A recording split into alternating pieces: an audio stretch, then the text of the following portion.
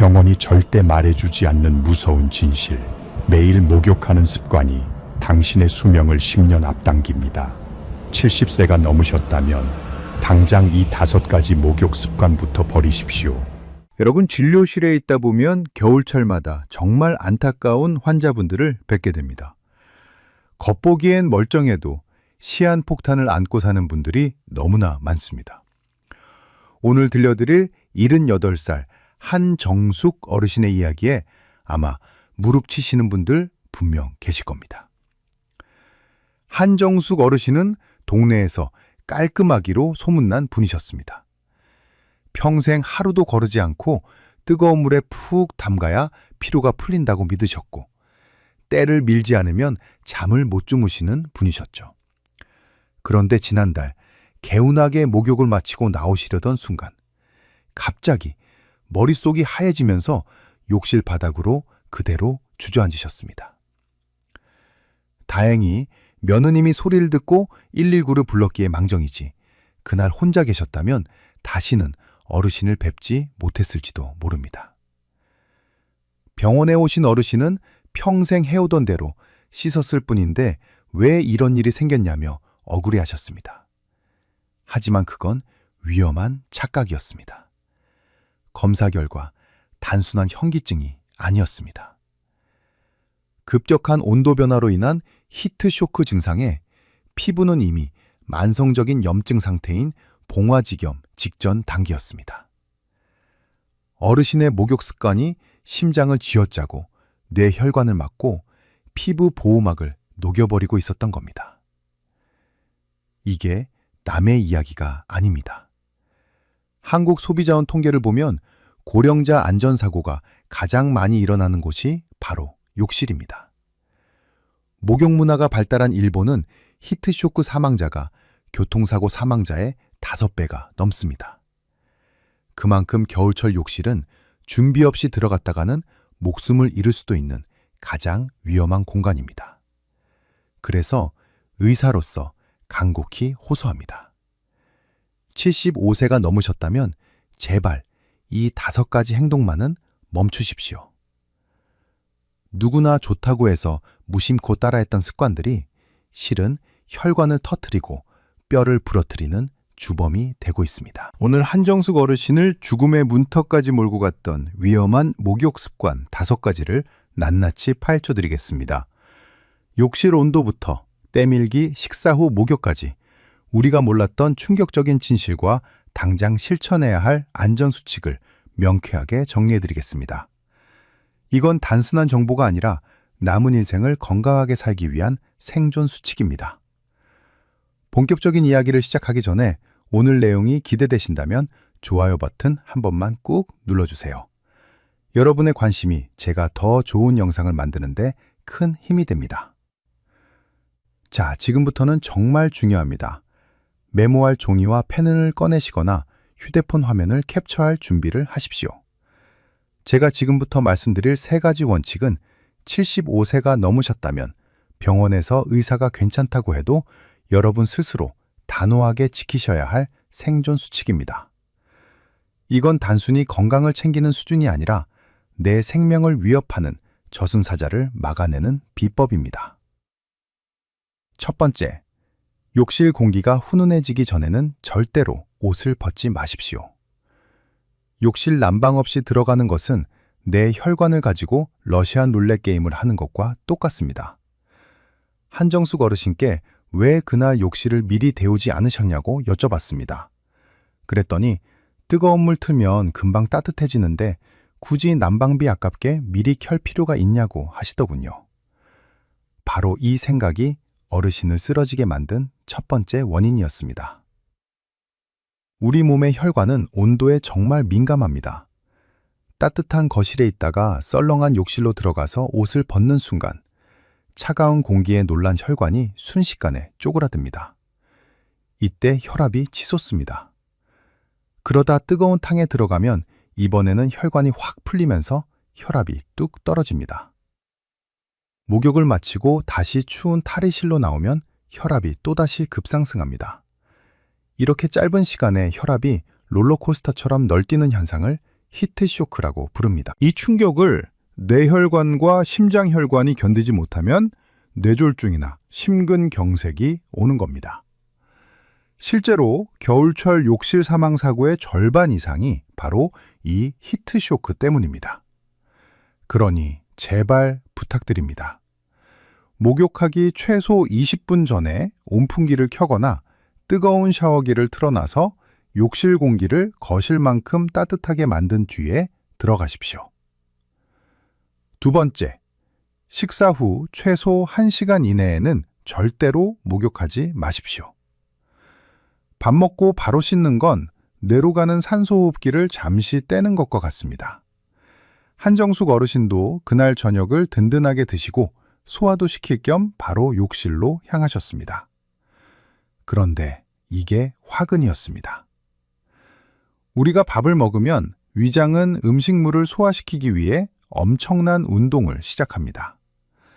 이때 우리 몸의 피가 위장으로 집중적으로 몰립니다.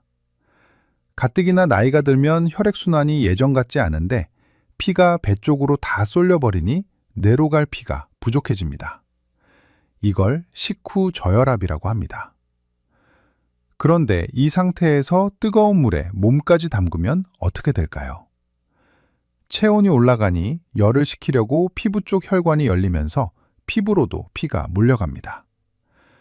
위장도 피를 달라고 하고 피부도 피를 달라고 아우성을 치니 정작 가장 중요한 주인인 뇌는 혈액을 공급받지 못해 산소 부족에 빠집니다.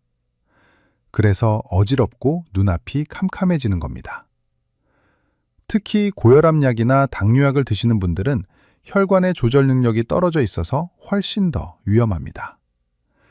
식사하셨다면 TV 뉴스 한 편 다 보시고 적어도 1시간은 지난 뒤에 욕실에 들어가는 여유를 가지셔야 합니다. 세 번째, 탕에서 나오실 때는 반드시 3단계로 천천히 나누어 일어나십시오. 벌떡 일어나는 습관이 낙상사고를 부르는 주범입니다. 한정숙 어르신이 쓰러지신 결정적인 순간이 바로 탕에서 몸을 일으킬 때였습니다. 뜨거운 물에 15분 이상 앉아 있으면 혈관이 늘어나면서 혈압이 많이 떨어져 있는 상태입니다. 게다가 물속에서는 수압 때문에 다리 쪽 혈관이 눌려 있다가 일어나는 순간 압력이 풀리면서 피가 중력을 타고 다리 쪽으로 쫙 쏠려 내려갑니다.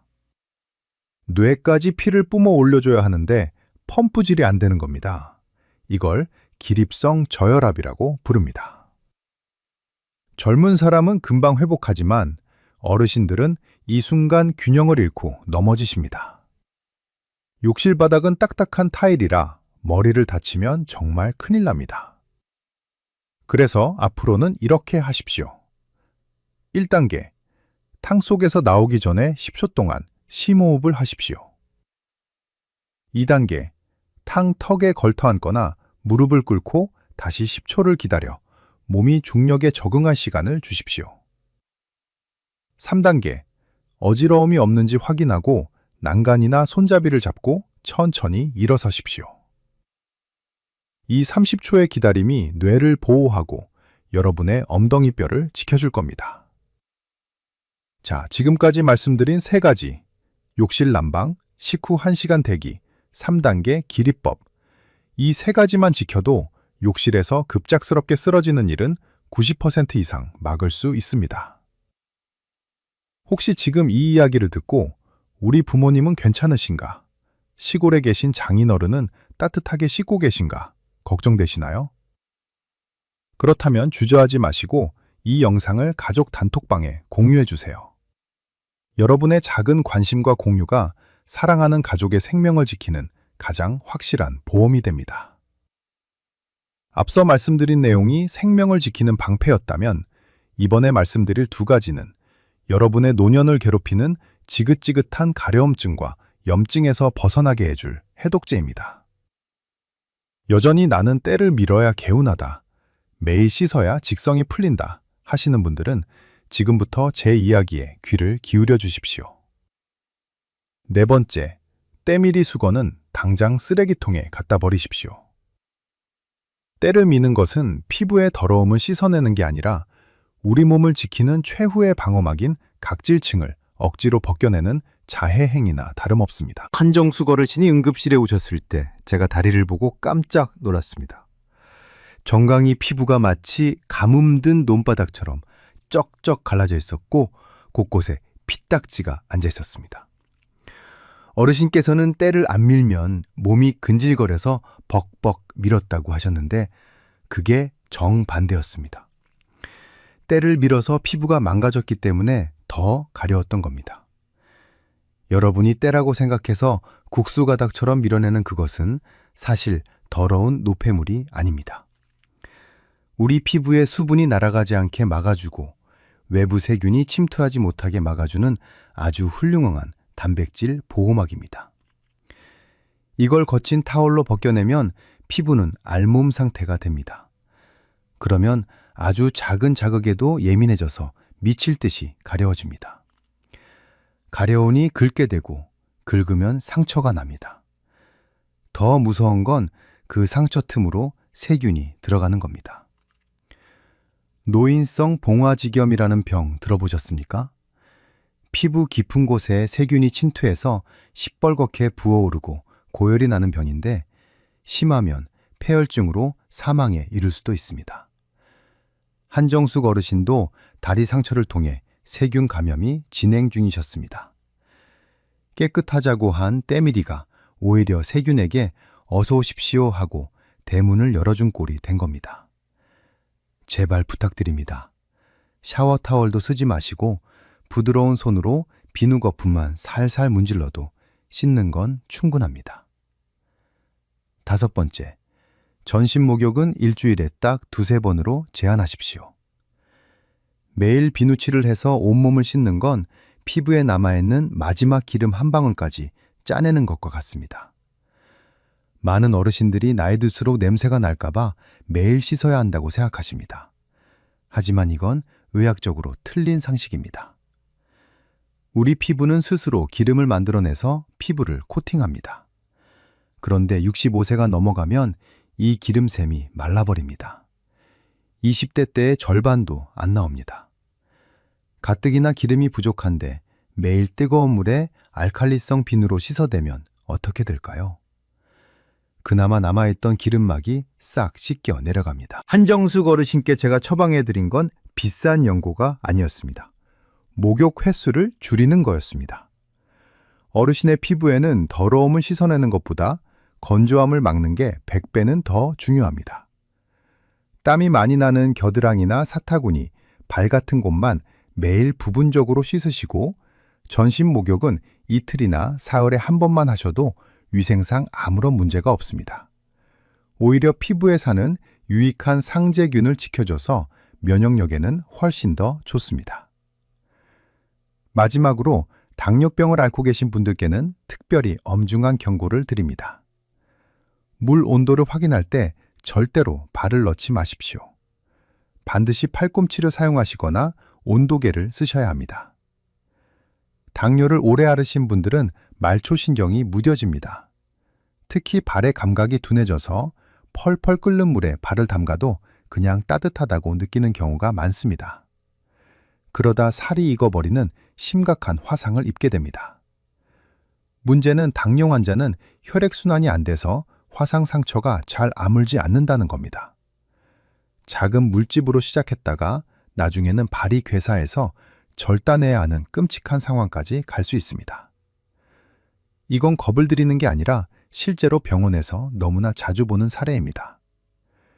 당뇨가 있으시다면 내 발의 감각을 절대 믿지 마시고 반드시 눈으로 온도를 확인하거나 가족에게 부탁하십시오.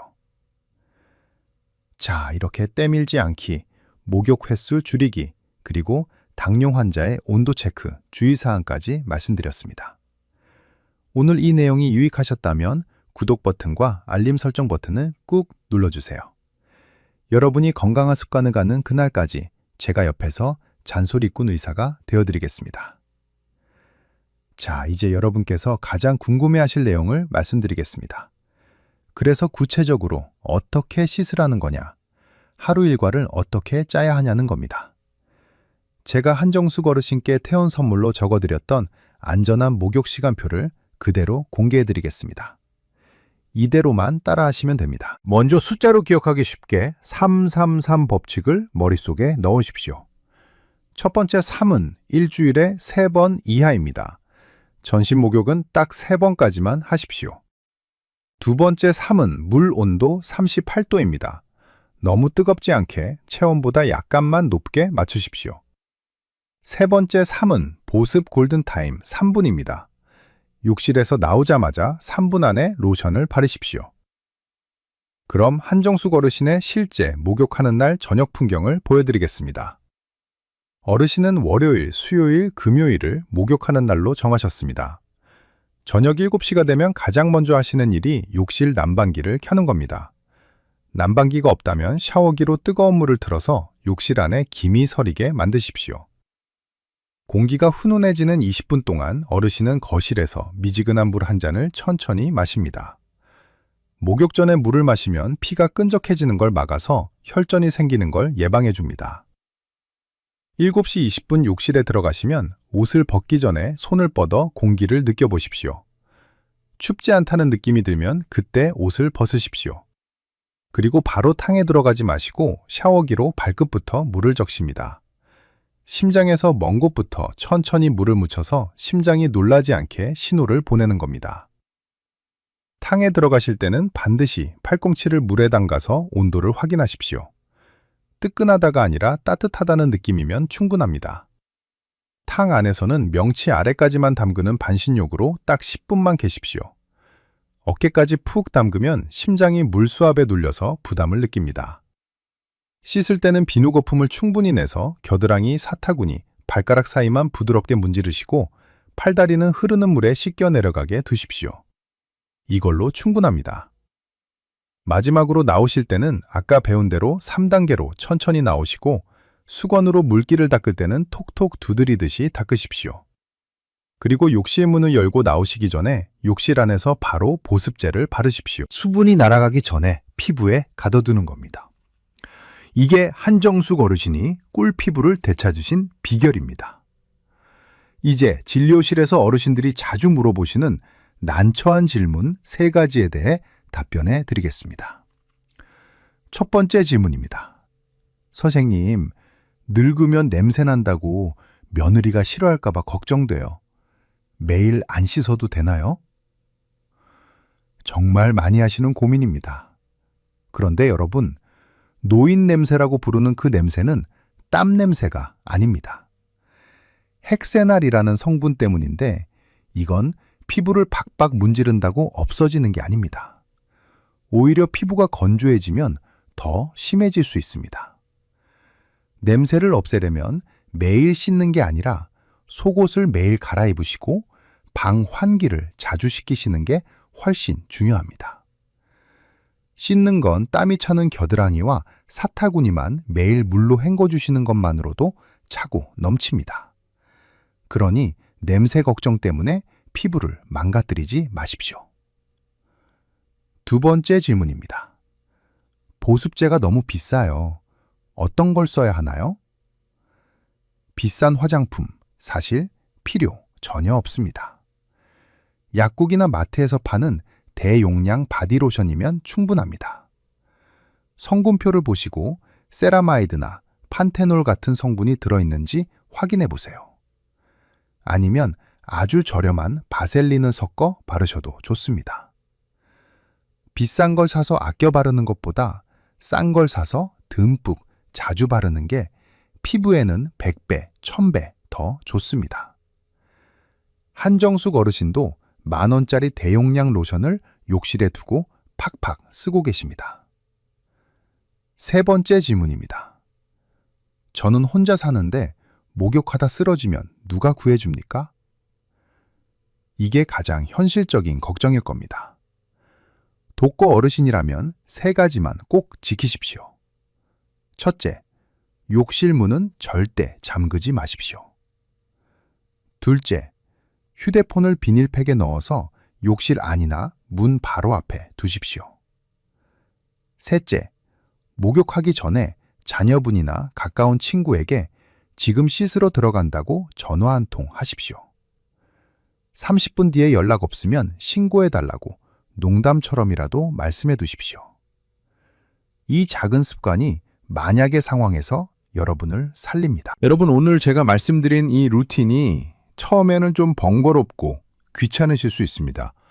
물 마시고 난방하고 천천히 일어나고 하지만 딱 일주일만 해보십시오. 한정숙 어르신도 처음엔 유별나다고 하셨지만 지금은 이 습관 덕분에 가려움증도 사라지고 잠도 푹 주무신다고 합니다. 자, 오늘부터 저랑 약속하시는 겁니다. 안전하게 씻고 건강하게 살겠다라고요. 지금 바로 실천하실 분들은 댓글창에 실천이라고 딱 2글자만 남겨주세요. 여러분의 굳은 의지를 제가 확인하고 응원해 드리겠습니다. 다른 분들이 남긴 댓글을 보시면서 나만 노력하는 게 아니구나 하고 서로 힘을 얻으셨으면 좋겠습니다. 여러분, 오늘 들으신 내용이 많아서 조금 헷갈리실 수도 있습니다. 그래서 제가 딱 1분 만에 머릿속에 정리해 드리겠습니다. 이것만큼은 꼭 기억하고 실천해 주십시오.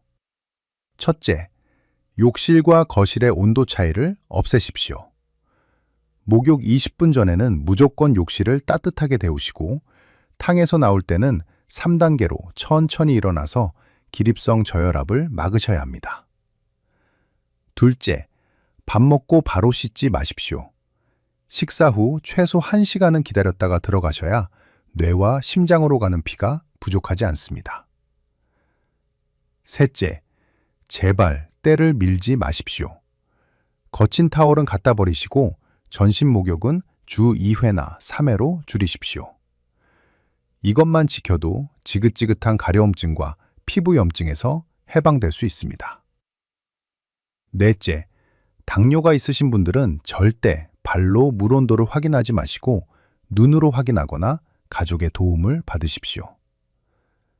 마지막으로 목욕 후 3분 안에 보습제를 바르는 습관을 들이십시오. 비싼 화장품보다 듬뿍 바르는 저렴한 로션이 여러분의 피부를 지키는 최고의 명약입니다. 우리 한정숙 어르신은 어떻게 지내고 계실까요? 얼마 전 정기검진을 받으러 오셨는데 얼굴색이 얼마나 좋아지셨는지 모릅니다. 예전에는 밤새 긁느라 잠을 못 자서 늘 피곤해 보이셨는데 이제는 아침까지 푹 주무신다고 자랑하셨습니다. 그리고 경로당에 가셔서 친구분들에게 때밀지 마라, 밥 먹고 바로 씻지 마라 하시면서 건강 전도사 노릇을 톡톡히 하고 계신다고 합니다. 어르신께서 제 손을 잡고 하신 말씀이 기억에 남습니다. 선생님, 진작 알았더라면 그 고생 안 했을 텐데 이제라도 알아서 천만다행입니다. 이제는 목욕하는 시간이 무섭지 않고 정말 개운하고 행복합니다. 여러분, 목욕은 우리 몸을 깨끗하게 하고 하루의 피로를 씻어내는 가장 편안한 휴식이어야 합니다. 내 생명을 담보로 도박을 하는 위험한 시간이 되어서는 절대 안 됩니다. 오늘 제가 목이 터져라 강조한 이 내용들은 단순히 씻는 방법을 바꾸라는 잔소리가 아닙니다. 여러분이 사랑하는 가족들과 더 오래오래 건강하게 웃으며 살기 위한 최소한의 안전장치입니다. 지금 이 영상을 보고 계신 여러분도 한정숙 어르신처럼 건강하고 안전한 목욕 습관으로 바꾸실 수 있습니다. 오늘 당장 떼수건부터 정리하시고 욕실 온도를 점검해 보십시오. 혹시 주변에 아직도 뜨거운 물에 푹 지지고 때를 밀어야 건강하다고 믿는 고집센 친구분이나 부모님이 계신가요? 100번 말로 설명하는 것보다 이 영상 하나 공유해 드리는 게 훨씬 효과적일 겁니다. 여러분의 작은 공유 버튼 클릭 한 번이 소중한 사람의 생명을 구하는 결정적인 계기가 될 수 있습니다. 저는 앞으로도 여러분이 병원보다는 공원에서, 가족보다는 친구들과 즐겁게 지내실 수 있도록 돕는 건강 길라잡이가 되겠습니다. 부디 아프지 마시고 오래오래 건강하십시오. 감사합니다. 지금 여러분 통장에는 구멍이 뚫려 있습니다. 가만히 숨만 쉬어도 돈이 줄줄 새고 있습니다. 선생님, 저는 술, 담배도 안 하는데 왜 이런 병에 걸렸습니까? 병원에서 환자분들이 가장 억울해 하시는 말씀입니다. 그런데 여러분, 통장도 똑같습니다. 나는 빚도 없이 꼬박꼬박 저축만 했는데 왜 갈수록 가난해집니까? 가만히 숨만 쉬어도 내 돈이 녹아내리는 병, 오늘 제가 확실히 고쳐드리겠습니다. 반갑습니다. 20년 차 의사이자 여러분의 재무 주치의입니다. 오늘 드릴 말씀은 뼈가 약해지는 골다공증보다 더 무서운 통장 골다공증 이야기입니다. 며칠 전 74세 최영철 어르신이 흑빛 얼굴로 진료실에 오셨습니다. 평생 모은 퇴직금이랑 적금 딱 2억 원을 은행 예금에만 넣어두셨답니다. 원금 잃을까봐 주식은 쳐다보지도 않으셨죠. 그런데 요즘 마트 가기가 겁난다고 하십니다. 선생님, 사과 2알에 10,000원이고 손주 치킨 사주려니 30,000원이 넘어요. 통장에 2억 숫자는 그대로인데 돈이 반토막 난 것 같아서 잠이 안 옵니다. 저는 바로 진단을 내렸습니다. 어르신, 마음의 병이 아닙니다. 자산이 심각한 골다공증에 걸린 겁니다. 골다공증이 뭡니까? 뼈 모양은 멀쩡한데 속은 구멍이 숭숭 뚫려 살짝만 쳐도 무너지는 병이죠. 최 어르신의 2억 원 통장이 딱 그렇습니다. 숫자는 3년 전과 똑같은 2억이지만 그 돈으로 살 수 있는 물건의 양, 즉 영양가는 쫙 빠져버렸습니다. 이유는 간단합니다. 나라에서 돈을 너무 많이 찍어냈거든요. 곰국에 물을 한 바가지 더 부으면 맹탕이 되죠. 돈도 똑같습니다. 시중에 돈이 흔해지니 돈값이 똥값이 된 겁니다. 전문 용어로 인플레이션이라고 하지만 저는 돈의 물타기라고 부릅니다.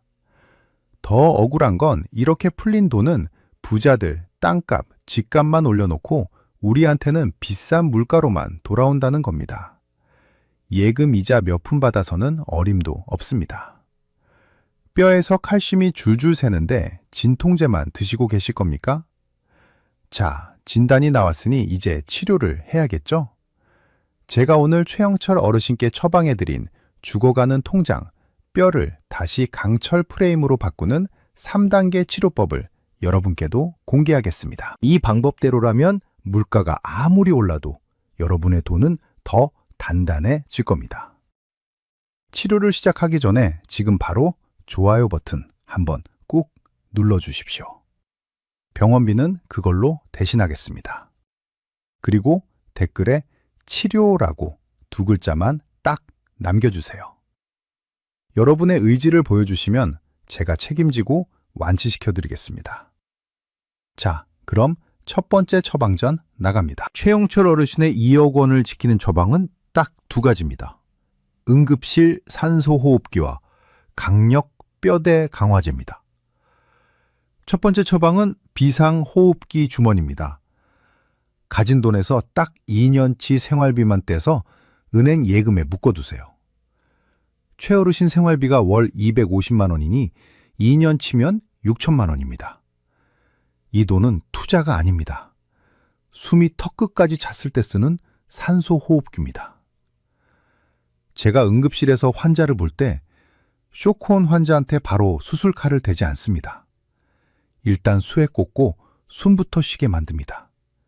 그래야 사니까요. 경제도 똑같습니다. 10년마다 한 번씩은 꼭 아픕니다. 주식이 반토막 나고 난리가 나죠. 그때 전 재산이 주식에 들어가 있으면 울면서 헐값에 팔아 생활비 써야 합니다. 그건 피 흘리는 환자를 억지로 수술대에 올리는 꼴입니다. 하지만 산소호흡기 6천만 원이 있는 분은 다릅니다. 폭락했네. 2년 뒤면 오르겠지. 난 예금 꺼냈으며 버틴다. 이런 배짱이 생깁니다. 위기를 버티는 힘은 바로 이 현금 주머니에서 나옵니다. 그럼 남은 1억 4천만 원은 어쩝니까? 여기서 2번째 처방, 강력 뼈대 강화제가 나갑니다. 미국 1등 기업 500개를 한 번에 사 모으는 겁니다. 아이고 선생님, 영어를 모르는데 미국 기업을 어떻게 고릅니까? 걱정 마세요. 여러분이 고르는 게 아닙니다. 미국에서 돈 제일 잘 버는 500개 기업을 한 바구니에 담아놓은 종합 선물 세트가 있습니다. S&P 500이라고 부르는데 이름 몰라도 됩니다. 그냥 미국 국가대표 500개 묶음입니다. 이게 왜 중요하냐고요? 삼성전자나 테슬라 같은 주식 하나만 딱 고르는 건 몸보신한다고 산삼 캐러 다니는 거랑 똑같습니다. 운 좋으면 신받다지만 독초를 먹어서 탈이 날 수도 있습니다. 위험하죠.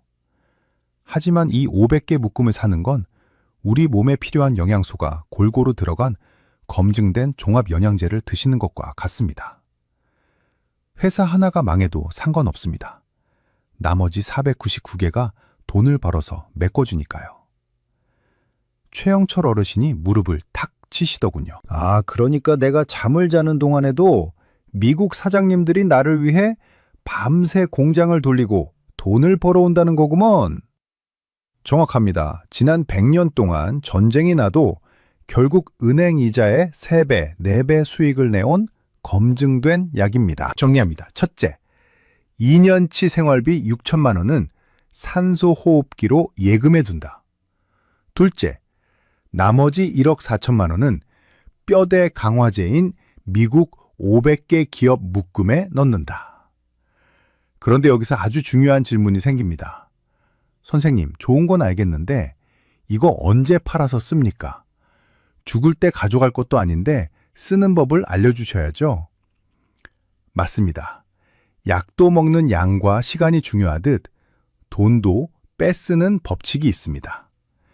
이걸 모르고 막 꺼냈으면 약물 과다 복용으로 큰일 납니다. 평생 돈이 마르지 않게 딱 적당량만 빼쓰는 기적의 4% 법칙과 배당금 이야기 다음 파트에서 아주 상세하게 풀어드리겠습니다. 지금 주변에 예금만이 살 길이라고 믿는 친구분들 계시죠? 그분들께 이 영상을 공유해 주세요. 야, 의사가 그러는데 우리 통장 골다공증 걸렸단다. 얼른 이거 봐라. 하고요. 여러분의 공유 한 번이 친구의 노후를 살립니다. 자, 앞서 우리는 최영철 어르신의 2억 원 중 6천만 원은 응급산소호흡기인 예금으로, 나머지 1억 4천만 원은 뼈대 강화제인 미국 1등 기업 주머니에 넣기로 했습니다. 그런데 여기서 많은 분이 아주 중요한 질문을 하십니다. 선생님, 주식이 좋다는 건 알겠는데 그거 팔아서 써야 돈이 되는 거 아닙니까? 야금야금 팔아 쓰다가 나중에 돈이 다 떨어져서 깡통 차면 어떡합니까? 정말 예리한 질문입니다. 아무리 좋은 약도 과다 복용하면 독이 되고 너무 적게 쓰면 효과가 없죠. 그래서 오늘 두 번째 처방전에서는 평생 돈이 마르지 않게 꺼내 쓰는 기적의 안전투약 용량을 알려드리겠습니다. 결론부터 말씀드립니다. 매년 여러분 총 자산의 4%만 꺼내 쓰십시오. 의학적으로 검증된 절대 부작용이 없는 안전 용량입니다. 이게 무슨 뜬구름 잡는 소리냐고요? 1998년 미국 트리니티 대학의 경제학 교수들이 지난 70년 동안의 주식시장 데이터를 모조리 분석했습니다. 은퇴한 사람이 가진 돈을 주식과 채권에 나눠 담고 매년 얼마씩 꺼냈으면 죽을 때까지 돈이 바닥나지 않을까 연구한 겁니다. 그 결과 발견한 마법의 숫자가 바로 4%입니다. 예를 들어 최영철 어르신이 가진 2억 원의 4%면 800만 원입니다. 첫 해에는 이 800만 원을 생활비에 보탰습니다. 그리고 다음 해에는 물가가 3% 올랐다면 800만 원에서 3%를 더한 금액을 꺼내 쓰는 겁니다. 이렇게 물가 상승분만큼 올려서 꺼내 써도 30년 뒤에 통장에 돈이 남아있을 확률이 무려 95% 이상이라는 겁니다. 이걸 의학으로 비유하면 자가재생치료와 똑같습니다. 우리 몸의 간은 절반을 잘라내도 다시 자라나죠? 자본주의 시장도 똑같습니다. 미국 우량 기업들은 매년 평균 7%에서 10%씩 성장합니다. 우리가 4%만 꺼냈으면 자산이 불어나는 속도가 쓰는 속도보다 빠르기 때문에 원금이 줄어들지 않고 오히려 늘어나는 겁니다. 최영철 어르신께 이 말씀을 드렸더니 얼굴이 환해지시더군요. 아, 그러니까 내가 가진 돈을 곶감 빼먹듯이 다 파먹는 게 아니라 나무가 자라는 만큼 과일만 따먹으면 나무도 살고 나도 산다는 거군요. 정말 명쾌한 정리였습니다. 그런데 여기서 한 가지 더 아주 특별한 약을 소개해드려야겠습니다. 주식을 팔지 않아도 매달 통장에 현금이 꽂히는 천연 진통제 같은 주식이 있습니다. 바로 배당 성장 바구니입니다. 이 바구니에 담긴 회사들은 돈을 아주 잘 벌어서 주주들에게 보너스를 줍니다. 이걸 배당금이라고 하죠. 마치 월세 받는 건물주처럼 주식을 가지고만 있어도 3개월마다 꼬박꼬박 통장에 현금이 들어옵니다. 중요한 건 이 배당금이 매년 늘어난다는 겁니다. 기업이 성장하니까요. 물가가 오르면 월세도 오르듯이 배당금도 같이 오릅니다. 최영철 어르신은 뼈대 강화제 주머니 중 일부를 이 배당 성장 바구니로 채웠습니다. 그랬더니 주식을 한 주도 팔지 않았는데 분기마다 수십만 원씩 용돈이 들어옵니다. 이게 바로 마르지 않는 샘물입니다. 주가가 떨어져서 파란불이 켜져도 상관없습니다. 어차피 배당금은 나오니까요. 주가가 떨어지는 날은 오히려 아이고, 황금 낳는 거위를 싸게 살 기회구나 하고 더 좋아하게 됩니다. 자, 이제 마지막으로 가장 중요한 약물 배합 비율을 말씀드리겠습니다. 선생님, 저는 70이 넘었는데 젊은 사람처럼 주식을 많이 해도 됩니까? 당연히 안 됩니다. 제가 환자분들 처방할 때 가장 신경 쓰는 게 나이입니다. 20대 청년은 독한 항생제를 써도 간이 버티지만 70대 어르신은 간 기능이 떨어져서 순한 약을 써야 합니다. 투자도 똑같습니다. 나이에 따라 주식과 안전자산의 비율을 조절해야 합니다. 아주 쉬운 공식 하나만 외우십시오. 100 빼기 나이 법칙입니다. 100에서 여러분의 나이를 빼보세요. 최영철 어르신은 74세니까 100 빼기 74는 26이죠. 그럼 전체 자산의 26% 정도만 공격적인 주식에 넣고 나머지 74%는 안전한 채권이나 현금성 자산으로 지키라는 뜻입니다. 젊을 때는 넘어져도 뼈가 금방 붙으니까 주식 비중을 높여서 뛸 수 있습니다. 하지만 우리 어르신들은 넘어지면 큰일 납니다. 그래서 나이가 들수록 안전한 쿠션, 즉 채권과 현금 비중을 늘려서 방어력을 높여야 합니다. 이것이 바로 의사가 권하는 연령별 맞춤형 운동 처방입니다. 정리해 볼까요? 첫째, 매년 총 자산의 4%만 꺼내 써라. 이게 부작용 없는 안전 역량이다. 둘째, 팔지 않아도 현금이 나오는 배당 성장 바구니를 활용해라. 이건 천연 진통제다. 셋째, 100에서 나이를 뺀 만큼만 주식에 투자해라. 내 몸 상태에 맞는 운동 강도다. 이 원칙만 지키시면 여러분의 통장은 죽을 때까지 건강하게 숨 쉴 겁니다. 선생님, 듣기만 해도 병이 낫는 것 같습니다. 그런데 당장 내일 아침부터 뭘 어떻게 시작해야 합니까? 그래서 준비했습니다. 다음 파트에서는 최영철 어르신이 실제로 스마트폰을 켜고 아침에 눈 뜨자마자 실천하고 계신 하루 10분 재무 건강 루틴을 그대로 보여드리겠습니다. 복잡한 거 하나도 없습니다. 딱 10분이면 됩니다. 오늘 제 처방전이 마음에 드셨다면 앞으로도 계속 건강 정보를 받아보실 수 있도록 구독 버튼과 알림 설정 버튼을 꾹 눌러주세요. 여러분의 클릭 한 번이 제가 더 유익한 영상을 만드는데 아주 큰 영양제가 됩니다. 자, 최영철 어르신은 병원을 나선 뒤 바로 은행으로 가셨습니다. 그리고 2억 원 중 2년치 생활비인 6천만 원만 남기고 나머지 1억 4천만 원은 증권사 계좌로 옮기셨습니다. 선생님, 증권사라고 하니 왠지 무섭고 어렵습니다. 전혀 그렇지 않습니다. 여러분이 매일 쓰는 카카오톡이나 유튜브 보는 것보다 훨씬 쉽습니다. 은행 창구 직원이 하라는 대로 사인 몇 번 하시면 끝납니다.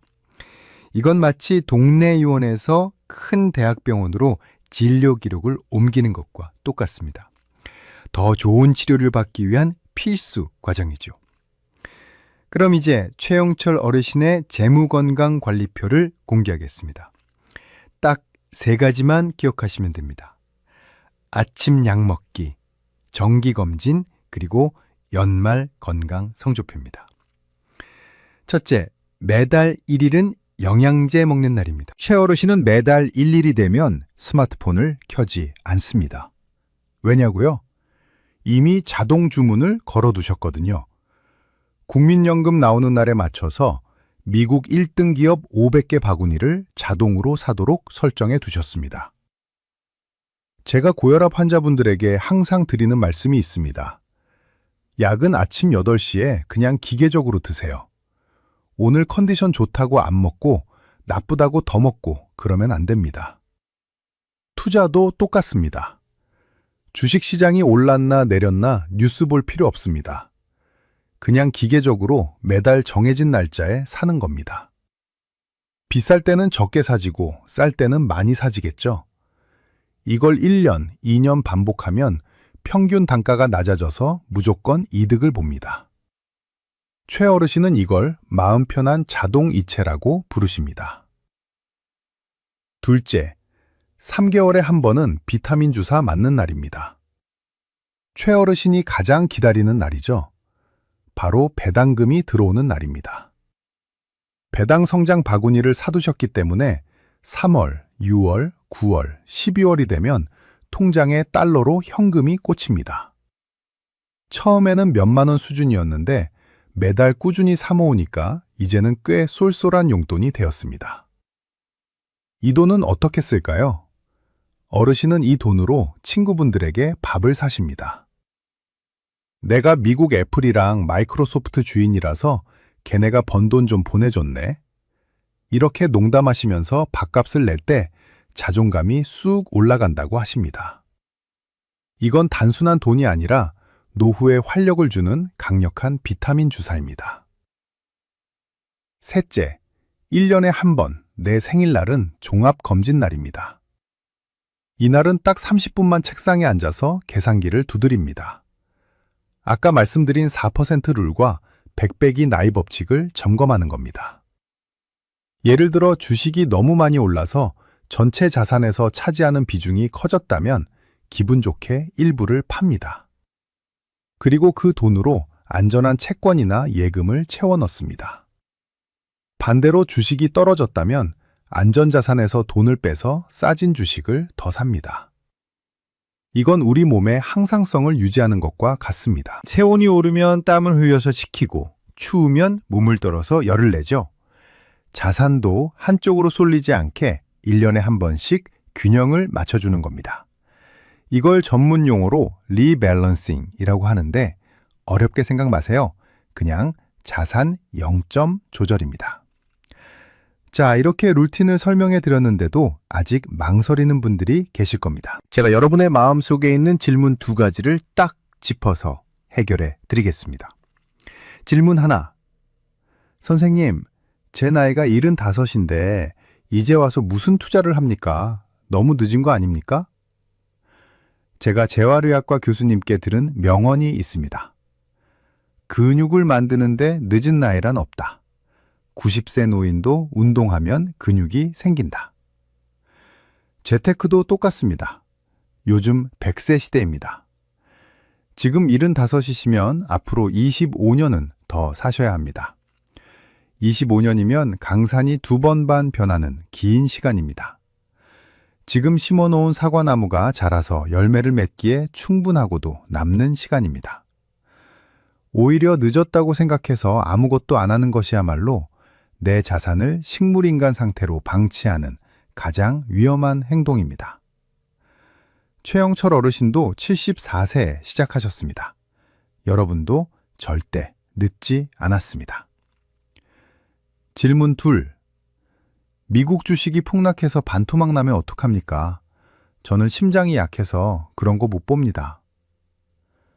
맞습니다. 주식은 오르락 내리락 합니다. 하지만 걱정 마세요. 우리에게는 산소호흡기가 있지 않습니까? 2년치 생활비를 현금으로 꽉 쥐고 있잖아요. 주식이 폭락하면 아이고 2년 동안은 주식 쳐다도 보지 말고 예금 통장에서 돈 꺼내 써야지 하고 버티면 그만입니다. 계절이 바뀌면 겨울이 오죠? 하지만 겨울이 지나면 반드시 봄이 옵니다. 자본주의 역사상 회복되지 않은 폭락장은 단 한 번도 없었습니다. 여러분은 든든한 패딩 점퍼, 즉 2년치 현금을 입고 계시니까 겨울바람이 불어도 끄떡 없습니다. 이제 마음의 준비가 되셨습니까? 복잡한 차트 분석 필요 없습니다. 경제 뉴스 안 보셔도 됩니다. 그냥 좋은 기업 바구니를 사서 묵혀두고 계절에 맞춰 옷을 갈아입듯 비율만 조절하면 됩니다. 오늘 이 루틴을 보시고 나도 한번 해보겠다 마음먹으신 분들 정말 훌륭하십니다. 댓글에 실천이라고 딱 2글자만 남겨주세요. 그리고 댓글창에 다른 분들이 남긴 글도 보시고 우리 같이 건강해집시다 하고 서로 응원도 해주세요. 함께하면 더 멀리 갈 수 있습니다. 자, 이제 대망의 마지막 파트만 남았습니다. 돈이 많다고 무조건 행복할까요? 제가 병원에서 본 진짜 행복한 노후는 돈만 있는 게 아니었습니다. 마지막 파트에서는 통장의 건강을 넘어 진짜 존엄한 노후를 완성하는 마음가짐에 대해 말씀드리며 마무리하겠습니다. 자, 여러분 오늘 우리는 병원에서도 알려주지 않는 아주 중요한 대수술을 마쳤습니다. 여러분의 소중한 노후 자산을 좀먹던 통장, 골다공증을 치료하고 100세까지 끄떡없는 강철 뼈대를 세웠습니다. 오늘 제가 내려드린 핵심 처방전 딱 3줄로 요약해드리겠습니다.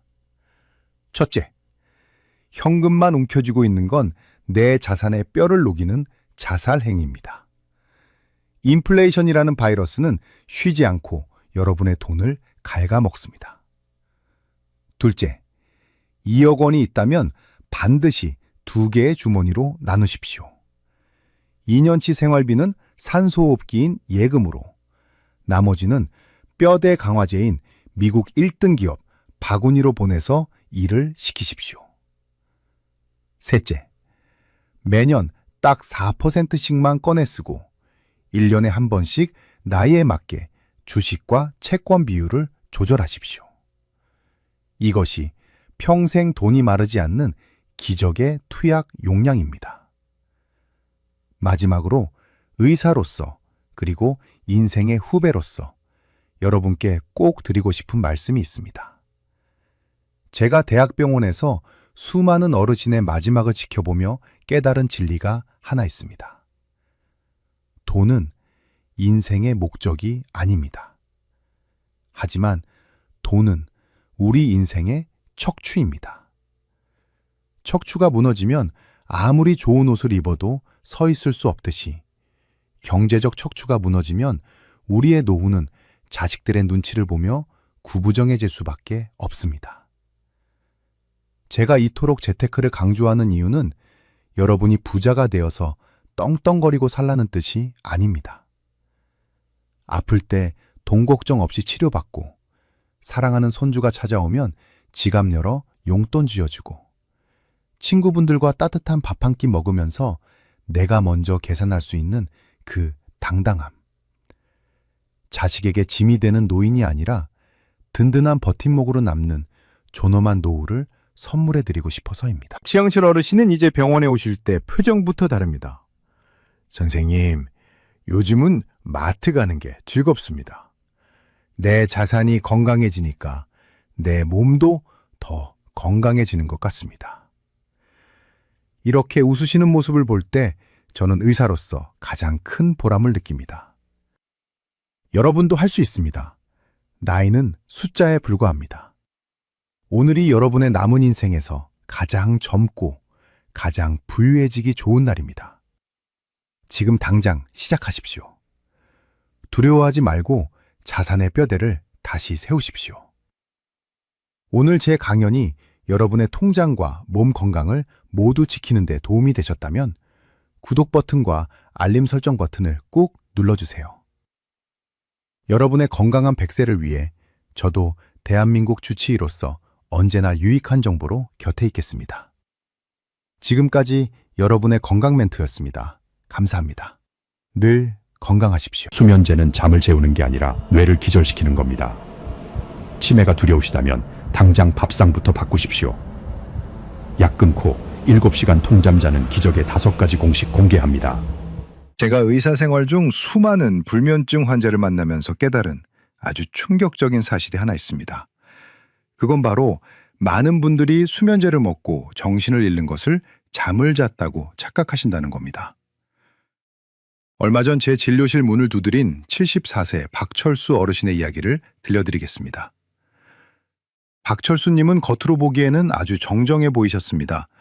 등산도 다니시고 목소리도 우렁차셨죠. 그런데 보호자로 함께 온 아드님의 표정은 너무나 어두웠습니다. 아드님이 제게 조용히 건넨 쪽지에는 이렇게 적혀 있었습니다. 아버지가 10년째 수면제를 드시는데 요즘 들어 방금 한 말도 기억을 못 하십니다. 치매가 온 것 같습니다. 박철수님은 제게 아주 당당하게 말씀하셨습니다. 원장님, 저는 잠은 아주 잘 잡니다. 약 한 알만 먹으면 베개에 머리 대자마자 골아 떨어지거든요. 제가 걱정되는 건 잠이 아니라 자꾸 깜빡깜빡하는 기억력입니다. 여러분, 이게 정말 남의 이야기 같으십니까? 제가 박철수님의 뇌 사진을 보여드리며 설명해 드렸습니다. 어르신은 지난 10년 동안 주무신 게 아닙니다. 매일 밤 뇌를 마취시켜 놓으신 겁니다. 우리가 진짜 잠을 잘 때는 뇌 속에 청소부가 나타나서 하루 동안 쌓인 독소와 치매 유발 물질을 싹 씻어냅니다. 그런데 수면제를 먹고 강제로 잠이 들면 이 청소부가 출근을 안 합니다. 뇌 스위치만 툭 꺼지고 뇌 속에는 쓰레기가 그대로 쌓이는 겁니다. 그게 10년이 됐으니 기억력이 온전할 리가 있겠습니까? 그제야 박철수님의 표정이 사색이 되시더군요. 그러면서 덜덜 떨리는 목소리로 물으셨습니다. 원장님, 그럼 저는 이제 어떻게 합니까? 약을 안 먹으면 단 1분도 못 잘 텐데 이대로 치매 걸려서 죽어야 합니까? 그 절박한 눈빛을 보면서 저는 의사로서 반드시 이분을 구해야겠다고 다짐했습니다. 지금 이 영상을 보시는 분들 중에도 뜨끔하신 분들 많으실 겁니다. 건강보험심사평가원 통계에 따르면 대한민국 70세 이상 어르신 2분 중 1분은 불면증을 겪고 계십니다. 그리고 그중 상당수가 박철수님처럼 수면제에 의존하고 계시죠. 하지만 분명히 말씀드립니다. 벤조다이아제핀 같은 수면제는 노인에게 치명적입니다. 낙상 위험을 높여서 뼈를 부러뜨리고 장기적으로는 치매 발병률을 78%나 높인다는 연구 결과가 이미 쏟아져 나오고 있습니다. 이건 내 몸을 지키는 약이 아니라 시한폭탄을 안고 주무시는 것과 같습니다. 제가 박철수님께 처방전 대신 써드린 건 약이 아니었습니다. 바로 마트에서 구할 수 있는 5가지 식품 리스트였습니다. 어르신, 오늘부터 약을 서서히 줄이시면서 저녁 밥상에 이 5가지를 올리십시오. 이건 단순한 음식이 아닙니다. 어르신의 뇌가 스스로 잠을 만들어내도록 돕는 가장 강력한 천연 치료제입니다. 박철수님은 반신반의하셨습니다. 평생 먹던 약보다 고작 밥상의 반찬이 더 효과가 있을 리 없다고 생각하셨겠죠? 하지만 결과는 어땠을까요? 딱 3개월 뒤 박철수님은 수면제를 완전히 끊으셨습니다. 그리고 저에게 오셔서 이렇게 말씀하셨습니다. 원장님, 이제야 진짜 잠이 뭔지 알겠습니다. 아침에 눈 뜨는 게 이렇게 개운한 건지 10년 만에 처음 느낍니다. 도대체 어떤 음식이기에 10년 된 수면제 중독을 끊게 만들었을까요? 오늘 영상에서는 병원에서도 잘 알려주지 않는 그 기적의 5가지 음식과 섭취 방법을 낱낱이 공개하겠습니다. 단순히 뭘 드시라는 뻔한 이야기가 아닙니다. 언제, 어떻게, 얼마나 드셔야 우리 뇌가 수면 모드로 바뀌는지 그 정확한 공식을 알려드리겠습니다. 오늘 이 영상이 여러분의 밤을 구원할 동아줄이 될 거라 확신합니다. 기대되신다면 좋아요 버튼 한번 눌러주시고요. 댓글에 희망 2글자만 남겨주세요. 여러분의 작은 참여가 더 많은 분께 이 건강한 소식을 전하는 힘이 됩니다. 자, 이제부터 수면제 없이 뇌를 씻어내고 꿀잠을 자게 만드는 첫 번째와 두 번째 비결을 바로 공개합니다. 이건 단순히 몸에 좋은 음식이 아닙니다. 망가진 여러분의 수면 리듬을 강제로 고쳐줄 강력한 수리 도구입니다. 첫 번째, 타트체리 농축액입니다.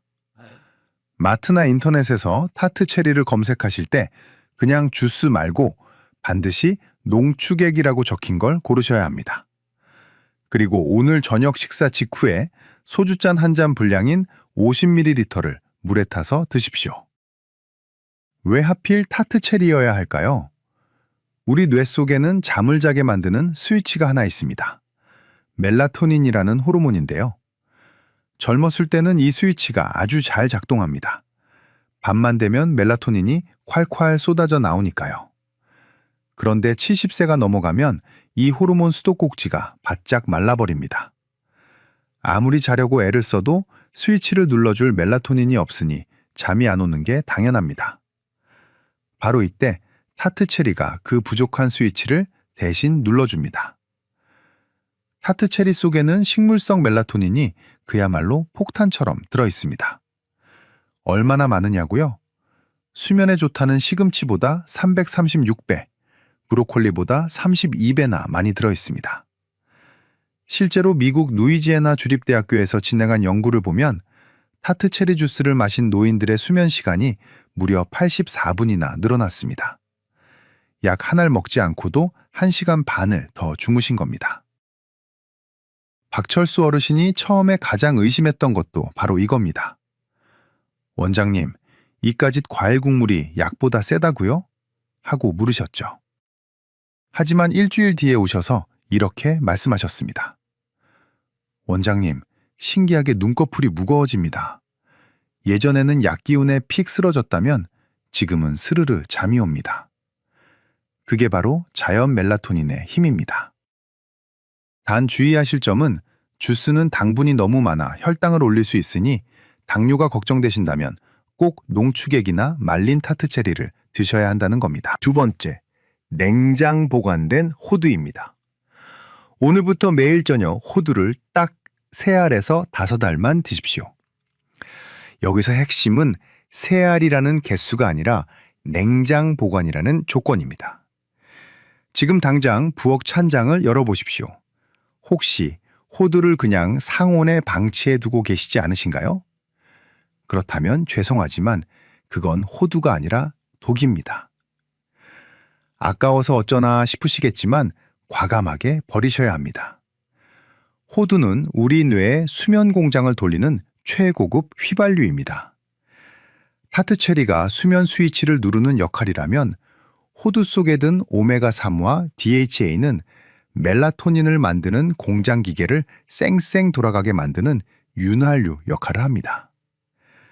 아무리 재료가 좋아도 공장이 녹슬어 있으면 물건이 안 나오겠죠?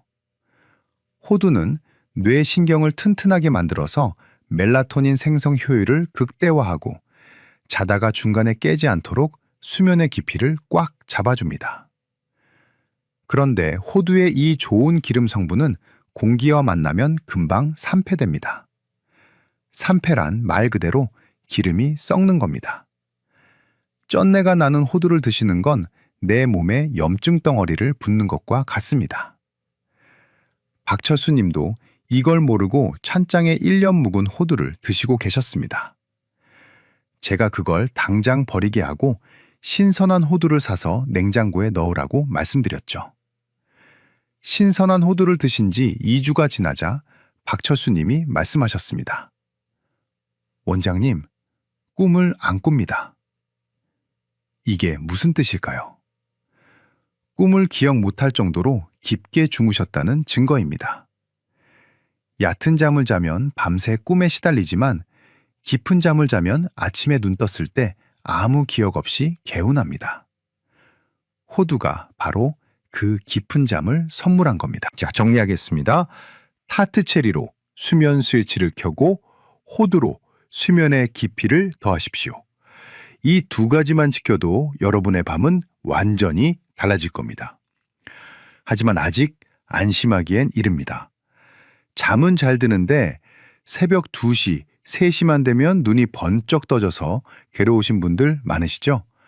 그건 또 다른 이유가 있습니다. 바로 다음 파트에서 그 새벽 불면을 잠재울 나머지 3가지 비결을 공개하겠습니다.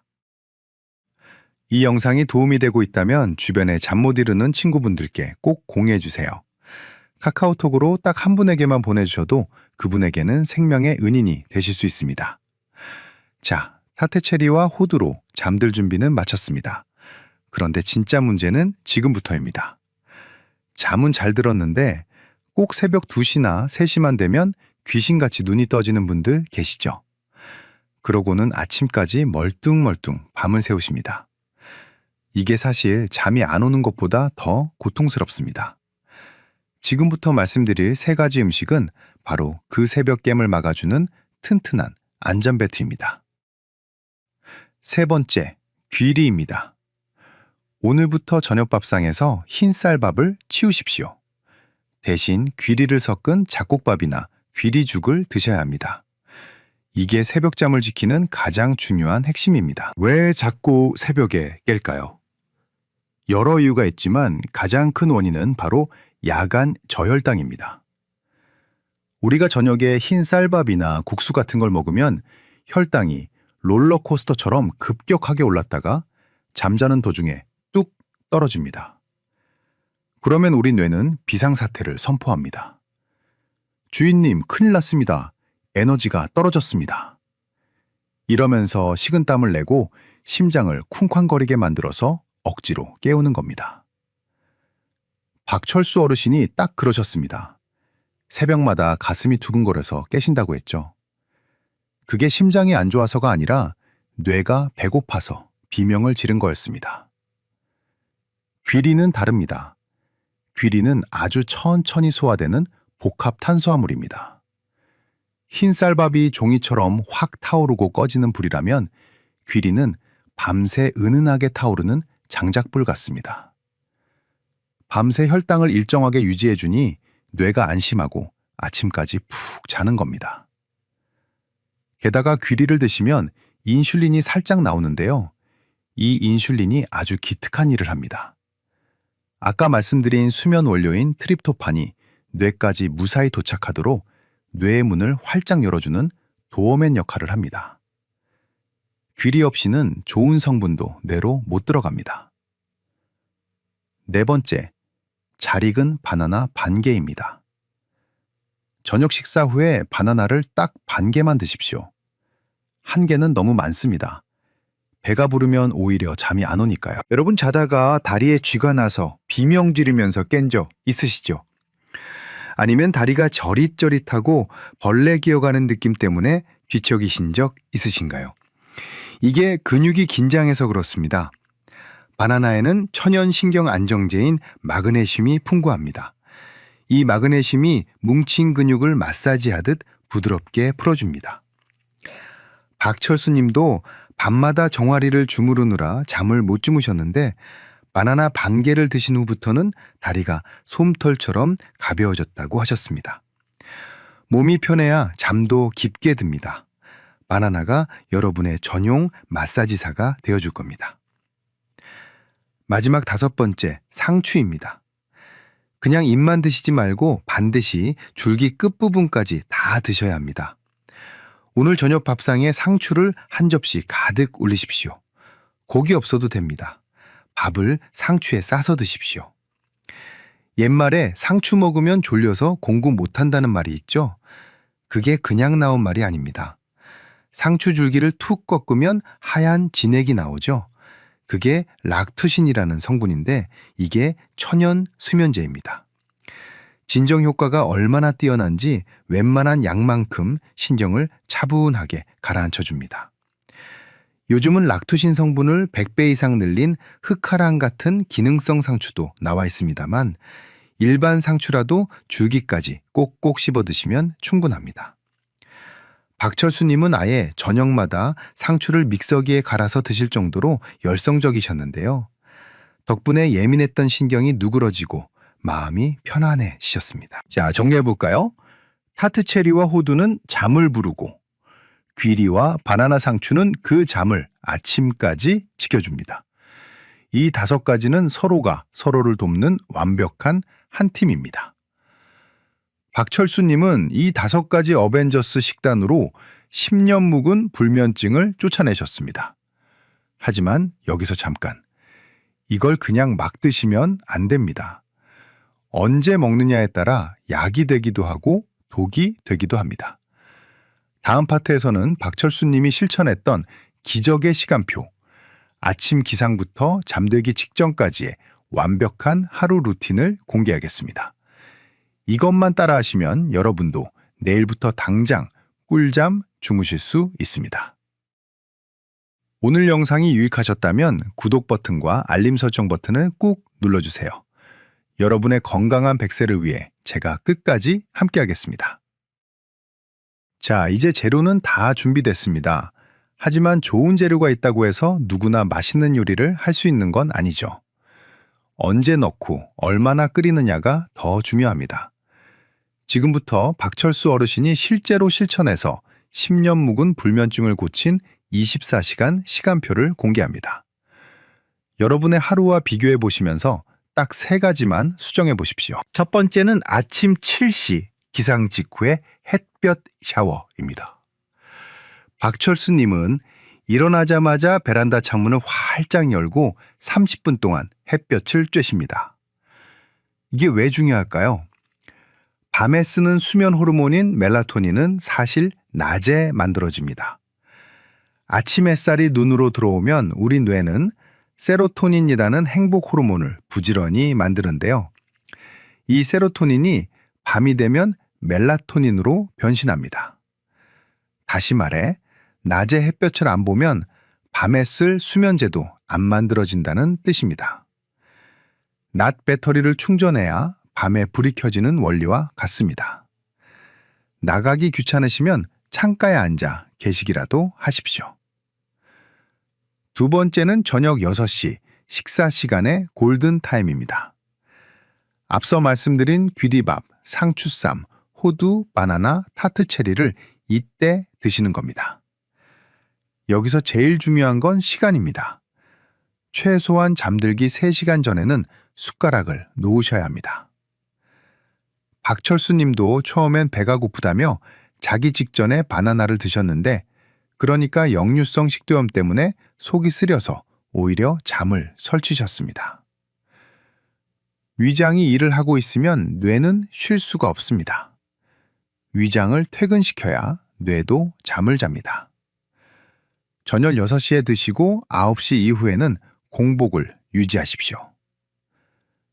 세 번째는 저녁 7시 수분 금지령입니다. 많은 어르신이 자다가 화장실 가려고 깨십니다. 그리고는 다시 잠을 못 주무시죠. 이걸 막으려면 저녁 7시 이후로는 물도 조심하셔야 합니다. 목이 너무 마르면 입만 적시는 정도로 끝내십시오. 박철수 님도 저녁에 습관적으로 마시던 둥글레 차를 끊고 나서 새벽 화장실행이 사라지셨습니다. 마지막은 밤 9시 블루라이트 차단입니다. 밤 9시가 되면 거실의 형광등을 끄고 은은한 스탠드만 켜십시오. 그리고 TV와 스마트폰을 멀리 하셔야 합니다. TV 화면에서 나오는 파란빛인 블루라이트를 뇌가 보면 아, 지금이 대낮이구나 하고 착각을 합니다. 그러면 기껏 만들어 놓은 멜라토닌 분비를 중단해버립니다. 박철수님은 9시부터 라디오를 조용히 듣거나 가벼운 스트레칭을 하면서 뇌에게 잘 시간이라는 신호를 보내셨습니다. 자, 그런데 이렇게 실천하시려니 몇 가지 걱정되는 게 있으시죠? 진료실에서 환자분들이 가장 많이 묻는 질문 3가지를 제가 딱 짚어드리겠습니다. 첫째, 원장님, 저는 당뇨가 있는데 과일 먹어도 됩니까? 네, 당연한 걱정입니다. 그래서 제가 양을 정해드린 겁니다. 바나나는 딱 반 개, 타트 체리는 당분이 적은 농축액으로 드시라고 했죠. 그리고 더 중요한 건 귀리입니다. 귀리 같은 복합 탄수화물이 혈당이 튀는 걸 막아주기 때문에 제가 말씀드린 식단대로만 드시면 혈당 걱정 없이 안전하게 드실 수 있습니다. 둘째, 이게 제일 중요합니다. 원장님, 그럼 오늘부터 당장 수면제 끊어도 됩니까? 절대로 안 됩니다. 이건 제가 의사로서 정말 엄중하게 경고합니다. 수면제를 갑자기 끊으면 우리 뇌가 깜짝 놀라서 반동불면증이라는 게 옵니다. 잠이 더 안 오고 불안하고 손이 떨리는 금단 증상이 생깁니다. 박철수 님도 3개월에 걸쳐서 서서히 줄이셨습니다. 다니시는 병원 선생님께 솔직하게 말씀드리고 한 달에 10%에서 20%씩 야금야금 줄이셔야 합니다. 약을 줄이면서 그 빈자리를 오늘 배운 5가지 음식으로 채우는 겁니다. 셋째, 얼마나 해야 효과가 있습니까? 음식은 약이 아닙니다. 먹자마자 기절하듯 잠들 수는 없습니다. 하지만 그만큼 안전합니다. 보통 빠르면 2주, 늦어도 3개월이면 몸이 반응합니다. 10년을 망가진 수면 리듬을 되돌리는데 3개월이면 결코 긴 시간이 아닙니다. 박철수님은 이 루틴을 철저하게 지키셨습니다. 처음 2주 동안은 변화가 없어서 포기할까도 싶으셨대요. 하지만 3주째 되던 날, 처음으로 새벽에 깨지 않고 5시간을 내리 주무셨습니다. 그리고 3개월 뒤에는 약 없이 7시간 통잠을 주무시게 된 겁니다. 여러분도 하실 수 있습니다. 거창한 운동을 하라는 것도 아니고 비싼 약을 사라는 것도 아닙니다. 그저 먹는 시간과 종류를 조금만 바꾸시면 됩니다. 오늘부터 당장 실천해 보시겠다는 결심이 서셨나요? 그렇다면 지금 바로 댓글에 실천이라고 딱 2글자만 남겨주세요. 아니면 숫자 1만 적으셔도 좋습니다. 여러분의 그 작은 다짐이 작심삼일을 막아주는 강력한 의지가 될 겁니다. 그리고 댓글창에서 서로 응원도 해주세요. 혼자 가면 힘들지만 함께 가면 멀리 갈 수 있습니다. 자, 긴 시간 함께 해주신 여러분을 위해 오늘 배운 핵심 내용을 딱 3가지로 요약해드리겠습니다. 첫째, 수면제는 뇌를 마취시키는 것이지 잠을 자게 하는 것이 아닙니다. 70세 이상이라면 낙상과 치매 위험이 있는 약 대신 안전한 천연 음식으로 갈아타셔야 합니다. 둘째, 타트 체리와 호두로 수면 스위치를 켜고 귀리와 바나나 상추로 새벽 깸을 막으십시오. 타트 체리 농축액 50ml, 호두 3알, 귀리밥 바나나 반 개, 상추 1접시. 이 5가지가 여러분의 뇌를 지키는 어벤져스입니다. 셋째, 아침에는 햇볕을 보고 저녁 6시 이후엔 식사를 마치고 밤 9시에는 조명을 끄십시오. 그리고 절대 수면제를 한 번에 끊지 마시고 의사와 상의해 천천히 줄여나가야 한다는 점 명심하시길 바랍니다.